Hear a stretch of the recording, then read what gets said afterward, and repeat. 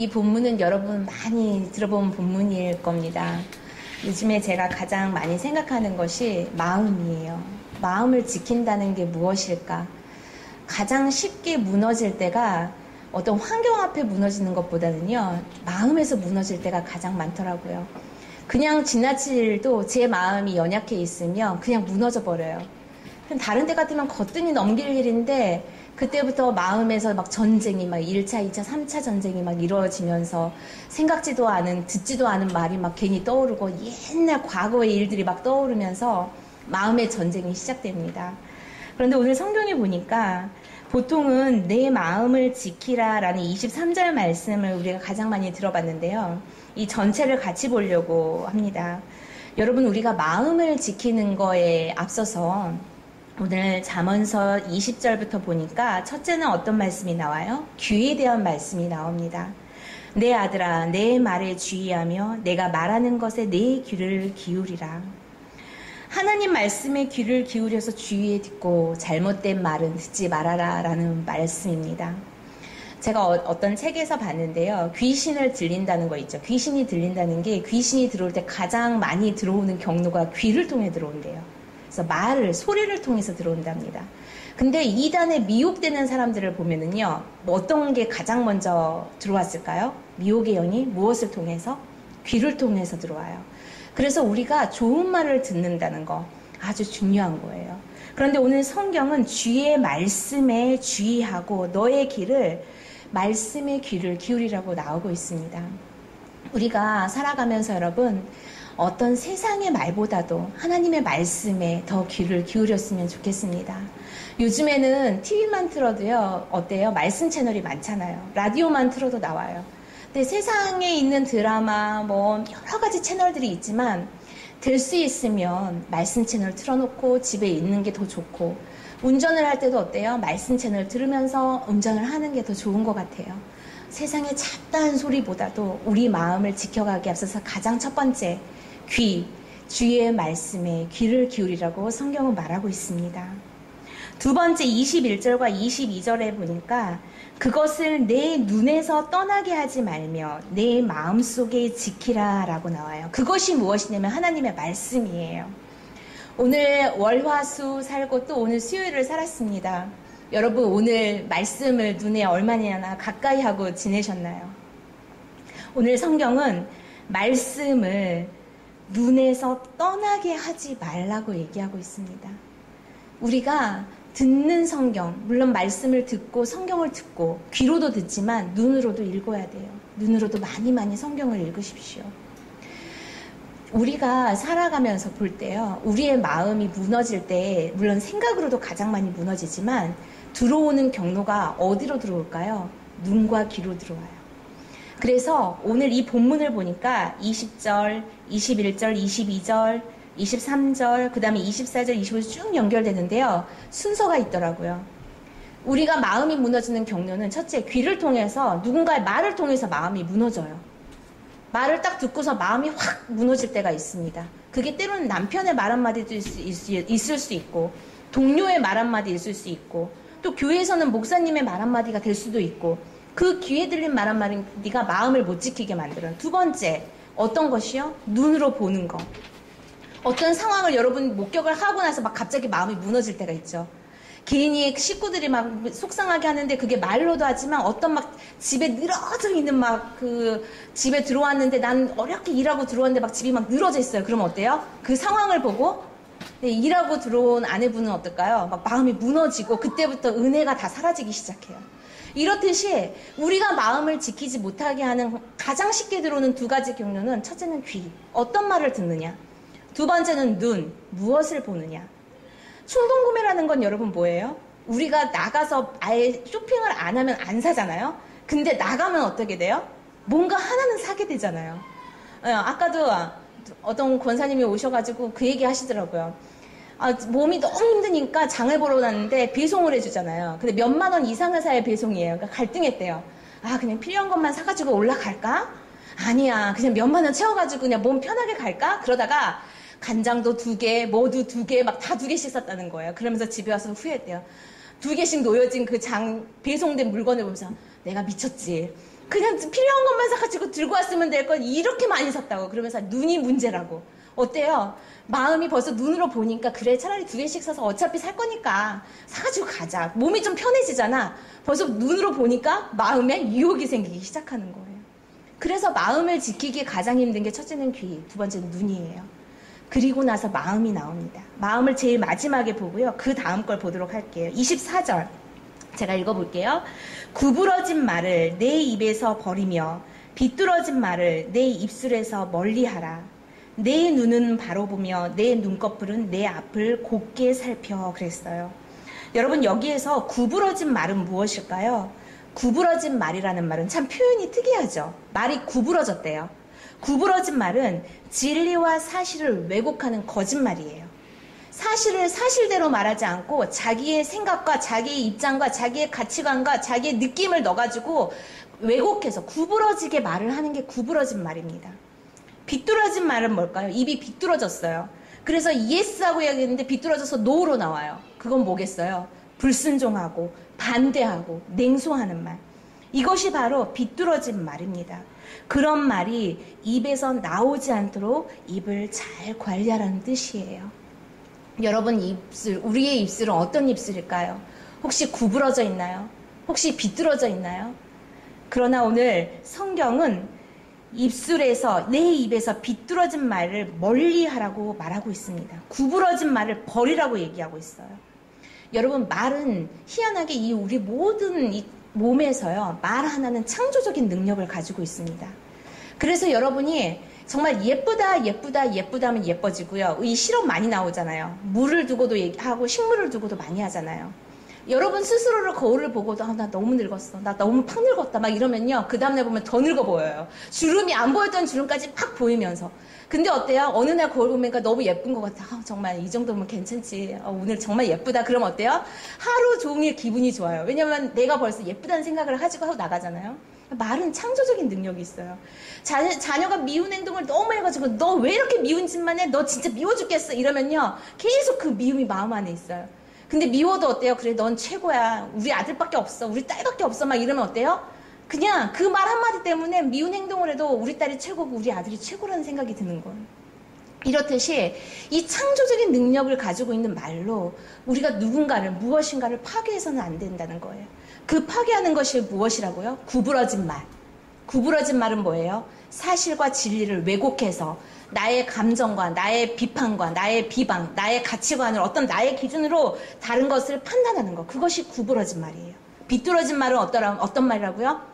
yes 해야 되는데 어때요? 자꾸 입에서 no가 나와요. 그럼 그 입술은 내가 내 입술이 왜 이렇게 갑자기 비뚤어졌지? 이러면 안 되는데 이런 생각을 해야 돼요. 불순종하고 아주 냉소적인 말을 할 때는 우리 입술이 비뚤어진 입술이라는 것입니다. 그래서 여러분 이 입술을 우리가 잘 관리해야 돼요. 창조적인 말로, 생명을 살리는 말로. 누구나 다 한 번쯤은 경험해 봤을 거예요. 다른 사람을 비방한다는 거. 막 상대방을 공격하고 험담하잖아요. 그러면은 상대방이 막 느껴져요. 영혼이 막 말라 들어가요.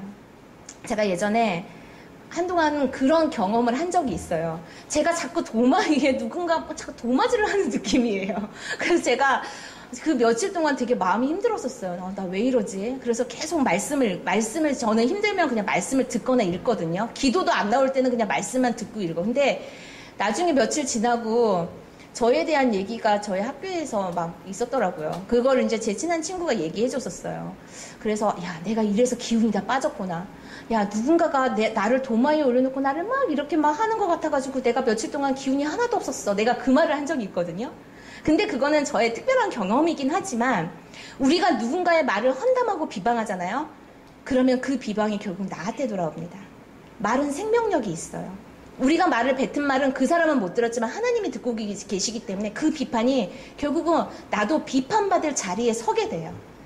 그래서 우리가 특별히 입술에 대한 관리는 정말 철저하게 잘해야 돼요. 이 입을 다물어 버려야 돼요.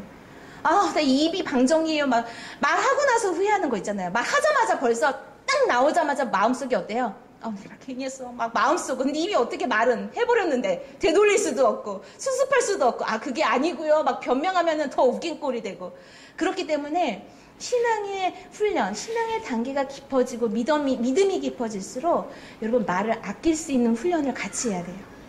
아, 내가 이 말이 하고 싶다 하면은 세 박자만 쉬는 거야. 하나, 둘, 셋. 그러면 벌써 다른 말로 넘어가요, 대화가.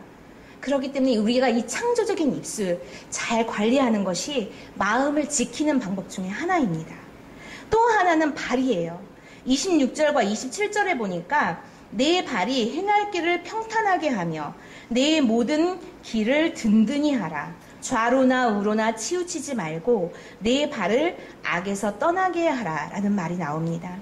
내 발이 행할 길을 평탄하게 하라, 이 말은 뭐냐면 내가 가는 길을 아주 신중하게 잘 닦아라 라는 말이에요. 신중하게 잘 닦아라. 그것이 평탄이라는 말입니다.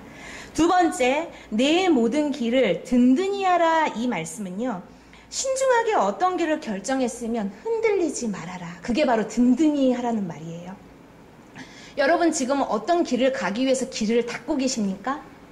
아니면 무엇을 결정하고 신중하게 길을 닦고 그 위를 걸어가고 계십니까? 오늘 이 말씀이 여러분 마음에, 영혼에 들려지기를 바랍니다. 평탄하게 한다는 것은 신중하게 끊임없이 그 길을 닦는 거예요. 두 번째, 든든히 하라는 것은 결정했으면 흔들리지 말고 묵묵히 그 길을 가라는 것입니다. 그런데 오늘 성경이 27절에 희한한 말이 나와요. 좌로나 우로나 치우치지 말고 내 발을 악에서 떠나게 하라고 나옵니다. 악에서 떠나라? 어떤 게 악에서 떠나는 걸까요? 오늘 잠언 기자가 말하는 악은요, 좌로나 우로나 한쪽으로 치우치는 것이 바로 악이라는 것이에요. 우리가 살면서 한쪽으로 치우치지 않고 한 길을 보고 바르게 가를 수 있는 방법은 무엇일까요? 우리가 무엇을 볼 때 그게 가능할까요? 앞을 바라볼 때 가능해요. 길을 보고 가다 보면 길을 잃어버려요. 그런데 멀리 보고 우리가 목표물을 향해서 가다 보면은 그곳을 향해 가고 있어요. 악에서 떠나라. 그 말은 우리가 좌로나 우로나 치우치지 말라는 것입니다. 여러분 지금 어느 길을 가고 있습니까? 어느 쪽에 내 마음이 치우쳐 있습니까? 내 발걸음이 지금 어느 쪽에 치우쳐 있습니까? 악에서 떠나라.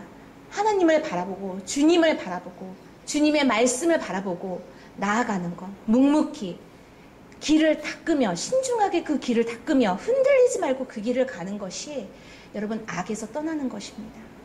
어떨 때 좌로 우로나 치우치는지 아세요? 눈이 다른 걸 볼 때 그래요. 눈이 잠깐 방심하면 어떨까요? 여러분 운전하고 갈 때 어때요? 앞만 보고 가야 되는데 잠깐 옆에 보면 어때요? 네, 핸들도 따라갑니다. 경험해 보셨죠? 이쪽 보고 가면 이쪽으로 핸들이 따라가요. 방심하며 눈을 어디다 두냐에 따라서 우리가 좌로나 우로나 치우치지 않아요. 지금 여러분의 마음의 중심은 어디에 있습니까? 우리의 마음의 중심. 돈에 있나요? 자녀에 있나요? 뭐에 있을까요? 이 시간 성령님께서 우리 각자에게 말씀해 주시기를 바랍니다. 마지막은 마음이에요. 마음. 23절이에요. 참 마음이 한가운데 있더라고요.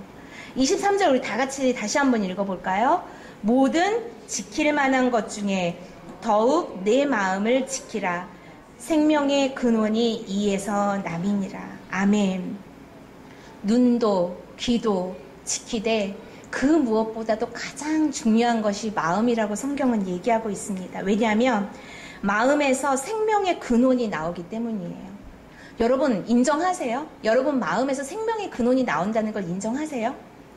우리가 행복하다고 마음이 막 나 행복해 그러면 어때요? 진짜 행복해요. 근데 내 마음이 나 죽을 것 같아 그러면 어때요? 진짜 죽을 것 같아요. 그렇기 때문에 이 마음에서 생명의 근원이 나온다는 이 성경은 진짜 맞는 말이에요. 아무리 환경이 거칠고 고난과 시련이 와도요, 내 마음이 견고하고 이길 것 같다는 생각이 들면 분명히 그 환경은 극복해냅니다. 그런데 내가 이겨내야지 하다가 어느 순간 눈과 귀로 마음이 무너지기 시작하잖아요. 그러면 그때부터는 그 환경을 극복할 힘이 없어져요. 도망치고 싶고 떠나고 싶고 숨고 싶고 죽고 싶고 다 귀찮고 다 눈에서 안 보였으면 좋겠고 이런 것들이 계속 생기는 거예요. 그래서 우리가 마음을 지켜간다는 것이 중요하다는 것입니다. 육신의 병보다도 어떤 병이 더 위험할까요? 마음의 병이 더 위험해요. 마음의 병을 앓는 사람은요, 어떤 것도 해결 방법이 없어요. 그런데 육신의 병을 앓는 사람이 마음이 건강하잖아요. 그 육신의 병까지도 이겨냅니다. 그렇기 때문에 오늘 여러분 성경을 통해서, 그리고 이 시간 여러분 나중에 기도할 때 우리 마음에 생명의 근원이 회복되게 해달라고 기도해야 돼요. 우리가 살아갈 때는요, 제가 항상 늘 하는 말이 있잖아요. 겉은 멀쩡하게 살아가는 사람, 우리가 다, 이 세상을 살아가는 사람은 다 정상적인 생명이 있는 사람으로 보이지만 진짜 마른 뼈 같은 사람이 있어요. 그 안에 생명력이 없어요. 그냥 보이는 살과 뼈만 있을 뿐이죠. 그 안에 생명력이 없어요. 그냥 툭 치면 넘어질 것 같은 사람이 너무 많습니다. 우리가 신앙생활 하다가 은혜가 떨어지잖아요. 성령이 충만하지 않잖아요. 교회 와서 앉아있으면 어때요? 뭐만 와 있을까요? 네, 해골만 와 있는 거나 똑같아요. 마른 뼈처럼. 그 안에 생명력이 없으니까 말씀을 들어도 흡수를 못해요. 그렇기 때문에 우리가 마음을 지켜간다는 건 너무너무 소중하고 귀중하고 중요합니다. 그러나 오늘 성경에 나오죠. 마음을 지키는 방법들이 어떻게 나와요? 눈으로 말씀을 봐라. 귀로 어때요? 말씀을 들어라. 아, 말씀 듣고 눈으로 봐도 효과가 없어요. 그러면 저는 방법이 없어요. 그때는 어때요? 계속해서 말씀을 봐야 돼요. 왜냐하면 말씀은 생명이기 때문에 분명히 우린 변합니다. 아, 말씀을 들어도 귀에 하나도 안 들어요. 그래도 틀어놓으세요. 그러다가 어느 단어 한마디에, 말 한마디에, 말씀 하나에 그냥 마음이 툭 하고 우리의 마음에 생명수가 솟아나는 날이 옵니다. 그렇기 때문에 우리의 마음을 지키기 위해서 눈으로 말씀을 보고 귀로 말씀을 들어야 돼요. 그리고 마음을 지켜가야 돼요. 오늘 성경에서 자세하게는 나오지 않지만 제가 이 마음을 지키는 거에서 세 가지를 생각해 봤어요. 첫째는 욕심을 극복하는 거예요. 여러분, 어떤 사람이 사기를 칠까요? 욕심 많은 사람이 사기치죠. 근데 제가 이 말씀을 묵상하다가 생각했는데 어떤 사람이 사기를 당할까를 생각했어요. 어떤 사람이 사기당할 것 같아요? 욕심 많은 사람이 사기당해요. 그렇기 때문에 우리가 살면서는 늘 욕심을 버리는 마음을 훈련해야 돼요. 어떻게 하면 욕심을 버릴 수 있을까요? 첫째는 그 생각을 해야 돼요. 우리가 하늘나라 갈 때는 가져갈 게 아무도 없어요. 아, 이렇게 해봤자 우리가 가져갈 건데 욕심내지 말아야지. 그래서 어떤 분이 저한테 그 얘기를 하는지, 50대 후반이신데 그분이 장례식장만 갔다 오면은 자기 물건을 집 정리를 하게 된대요. 죽음을 준비해야지. 더 욕심내지 말아야지. 그리고 한번 다 정리하고 몇 달이 지나요. 그러면 어때요? 어느 날 또 뭐가 막 들어와 있어. 그러면서 하나님, 제가 이렇게 살면 안 돼요. 다시 장례식장 갔다 오면 또 하나씩 정리를 하게 된다고. 그러면서 욕심을 버리는 게 쉽지가 않다고 저한테 그 얘기를 하더라고요. 우리가 평생 하늘나라 갈 때까지 싸워야 돼요. 욕심을 버리는 거. 욕심을 버리기 위해서는 첫째는, 또 하나는 거리는 훈련을 해야 되는데, 또 하나는 나누는 훈련을 해야 돼요. 혹시 필요 없는 거 있으면 막 나눠주세요. 먹을 게 막 있으면요, 과일도 어때요? 시간이 지나면 상하잖아요. 어떤 사람은 과일을 나눠주는데 상한 과일을 주는 사람이 있어요. 이제 왜냐면 시간이 너무 지나서 이거 못 먹겠다, 버리긴 아깝고. 근데 어때요? 이왕이면 어때요? 싱싱할 때, 처음에 샀을 때 막 나눠주면서 조금씩 먹는 거 더 좋잖아요. 그러니까 욕심을 버리기 위해서는 나누는 훈련이 돼 있어야 돼요. 작은 것도 나누는 훈련. 물질도, 마음도, 사랑도, 기쁨도, 슬픔도 자꾸 나누는 훈련. 슬픈 일을 가지고 혼자 꽁꽁 앓잖아요. 그러면은 마음의 벽만 생겨요. 근데 그거를 하나님 앞에 첫째는 나누고, 두 번째는 기도할 수 있는, 같이 기도해 줄 수 있는, 정말 믿을 수 있는 친구들이 있잖아요. 여러분 교회 안에서도 여러분 슬픔이나 기쁨을 나눌 수 있는 사람들이 분명히 있죠. 이 자리에 딱 생각하면 생각나는 분 있으세요? 아, 내가 이럴 때는 누구를 내가 생각난다. 다 있을 거예요. 그럴 때는 그것조차도 나누는 게 가장 좋아요. 그래야지 우리가 마음을 지켜갈 수 있습니다. 생명의 근원을 지켜갈 수 있어요. 두 번째는 긍정적인 마음을 가져야 돼요. 긍정적인 마음은 쉽지 않아요. 왜냐면요, 부정과 불평은요, 아주 작은 것부터 시작되거든요. 진짜 그건 불씨 하나예요. 그 불씨 하나가 이따만한 산불을 막 일으키는 게 불평과 부정이에요. 그렇기 때문에 우리가 긍정적인 마음을 갖는다는 것은 늘 그 불씨를 끄는 훈련을 해야 돼요. 어느 순간 너무 감사하다가도요, 어느 순간 어때요? 남편이 갑자기 막 미워져요. 서운하고. 그 왜 그럴까요? 아내가 막 서운해요. 마음에 안 들어요. 어떤 날은 자녀들하고 막 밥 맛있게 먹었는데, 어떤 날은 자녀들이 밥 맛있게 먹는 것만 봐도 막 괜히 화가 나요. 왜 그럴까요? 긍정적인 마음을 가지고 있다가 작은 불평과 불씨 하나가 들어오면 너무 다 싫은 거예요. 그래서 우리가 생명의 근원인 마음을 지키기 위해서는 긍정적인 마음을 가져야 된다. 오늘 이 자리에 여러분 앉아있는 여러분, 여러분의 마음은 지금 불평과 부정이 어두움에 구름이로 가득 차 있나요? 아니면 정말 맑은 하늘에 흰 구름이 뭉실뭉실 감사와 긍정적인 생각들이 있나요? 훈련해야 돼요. 자꾸 훈련해야 돼요. 잘 안 돼요. 저도 잘 안 돼요. 근데 끊임없이 훈련해요. 왜냐면 나만 손해인 것 같아요. 여러분 엘리사 아시죠? 엘리사의 종이 아람 군대들이 쳐들어왔을 때 엘리사의 종이 어떻게 했었죠? 너무 두려움에 사로잡혀서 숨었어요. 그때 엘리사가 어떻게 했었죠? 엘리사가 눈을 감고 기도하는데요. 영안을 통해서 봤던 게 불말과 불병거를 봅니다. 만약에 우리가 부정적인 것과 두려움과 공포와 좌절과 불안과 근심과 그냥 너무 소망이 없다는 생각이 들기 시작하잖아요. 그러면은 우리는 엘리사의 종과 같이 그냥 두려움에 사로잡혀 있을 뿐이에요. 그러나 그럴 때 여러분 눈을 감고 하나님을 바라본다면 하나님께서는 우리를 사랑하시기 때문에, 너무 사랑하시기 때문에 우리를 통해 숨어있는 불말과 불병거를 보여주십니다. 그런 믿음이 우리 안에 있었으면 좋겠어요. 그게 바로 믿음의 눈이에요. 믿음의 눈. 사람들은 다 보지 못해요. 그러나 유독 그 사람만은 믿음의 눈을 가지고 있어요. 똑같이 현실은 너무 어렵고 너무 부정적이고 헤쳐나갈 방법이 없는데 희한하게 그 사람은요 늘 긍정을 얘기해요. 왜 그럴까요? 그 어려운 환경에 눈을 감아버리고요 믿음의 눈으로 하나님이 하실 일들을 보기 때문이에요. 지금 이 순간에도 어디선가 어떤 음지에서도 하나님은 일하고 계십니다. 하나님의 많은 사람들, 하나님의 사람들을 동원해서 하나님 일을 하고 계세요. 여러분 지금 마음이 너무 약해졌거나 너무 불안하거나 두렵거나 소망이 없다고 생각이 드십니까? 그땐 차라리 눈을 감고요 현실을 보지 말고 하나님을 바라보십시오. 그때 하나님께서 여러분에게 믿음의 눈으로 보여주실 줄 믿습니다. 세 번째는요 마음속에 거룩한 소원을 포기하지 말라는 거예요. 여러분 마음에 소원이 있으세요? 어떤 소원이 있으세요? 아 저는요 48평 집으로 이사가는 게 소원이에요. 혹시 그런 소원이세요? 우리가 살면서 거룩한 소원을 가지고 있어야 돼요. 하나님이 이 땅에 우리를 보내신 목적은요 여러분 세례문답 다 하셨죠? 첫 번째 이유가 하나님을 영화롭게 하기 위해서입니다. 그렇기 때문에 우리가 어디에 있든지 내가 가정주부로 있든지 내가 교사로 있든지 내가 권사로 있든지 내가 어느 자리에 있든지 우리는 늘 기억해야 되는 것이 내가 이 땅에 있는 이유가 뭐라고요? 이 땅에 있는 이유가 뭐라고요? 하나님을 영화롭게 하기 위해서. 그렇기 때문에 우리의 거룩한 소원은요 사실 거창한 소원이 아니에요. 우리가 이 땅을 살아가면서 말씀을 지키면서 살아야지, 말씀을 읽으면서 살아야지, 나 기도하면서 살아야지, 성령님과 동행하면서 살아야지, 오늘 또 하나님과 얘기하면서 살아야지. 여러분 그게 거룩한 소원이에요. 또 하나 하나님이 우리를 이 땅에 보내신 그 목적을 기억하면서 어떻게 하면 내가 하나님을 영화롭게 할 수 있을까? 그걸 기억하면서 아주 작은 실천, 작은 선한 일 하나 하는 것이 바로 우리한테는 거룩한 소원이 될 수 있어요. 그렇기 때문에 여러분 포기하지 마십시오. 거울 보면서 나 왜 이렇게 늙었어? 나는 이제 앞으로 할 것도 없고 이 나이 먹어서 내가 뭘 하겠어? 여러분 그런 생각하지 마세요. 그 마음속에 거룩한 소원이 있는 사람은 오늘 하루도 주어진 하루도 하나님을 영화롭게 하기 위해서 젊게 사는 거예요. 왜냐면 할 일이 있잖아요. 그 할 일이 뭐라고요? 하나님을 영화롭게 하는 거.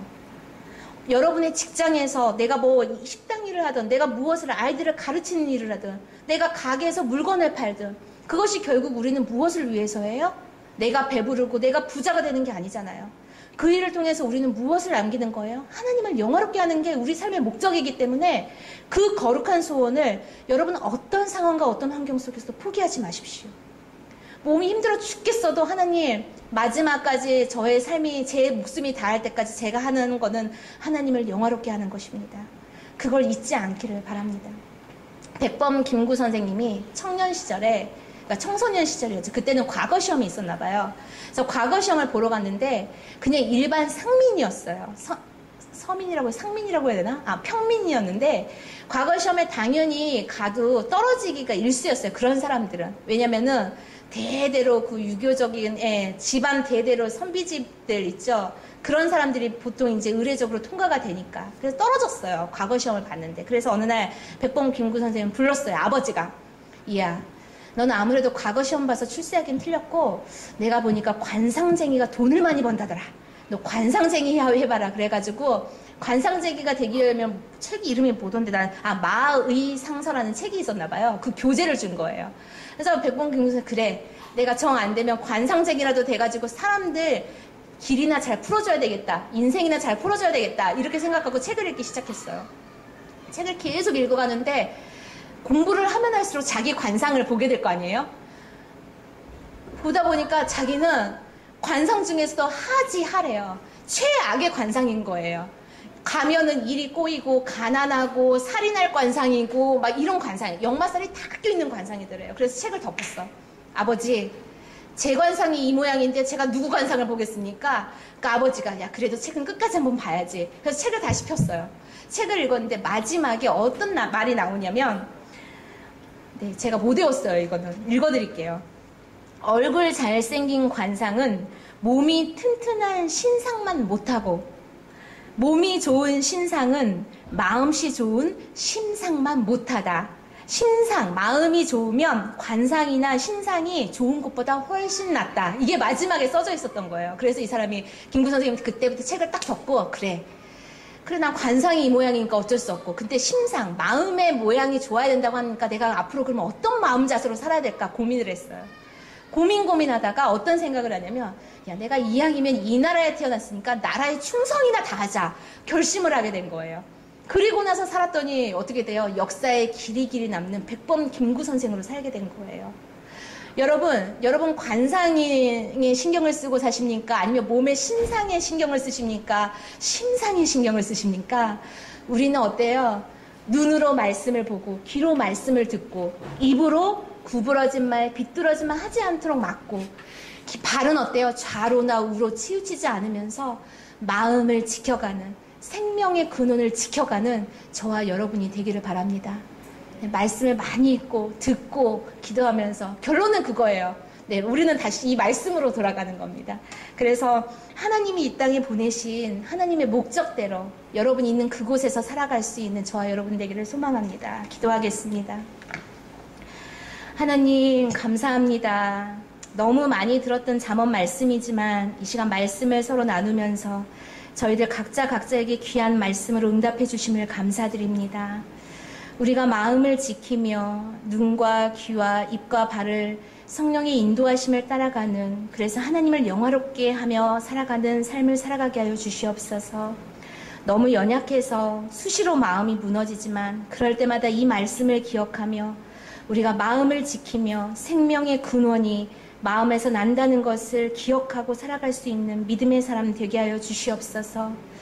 오늘보다는 내일 저희들의 믿음의 모양이 나아지게 하시고 내일보다는 모레가 저희의 마음이 더욱더 믿음으로 견고해질 수 있도록 이 시간 저희들의 무너진 마음, 연약해진 마음, 소망이 없다고 생각하는 저희들의 마음에 성령님 말씀해 주셔서 다시금 생명의 근원이 불타오르게 하여 주시옵소서. 귀한 말씀 주심을 감사드리고 예수 그리스도 이름으로 기도드립니다. 아멘. 네, 우리 찬송가 365장 부르신 이후에 이 시간 통성으로 각자의 믿음과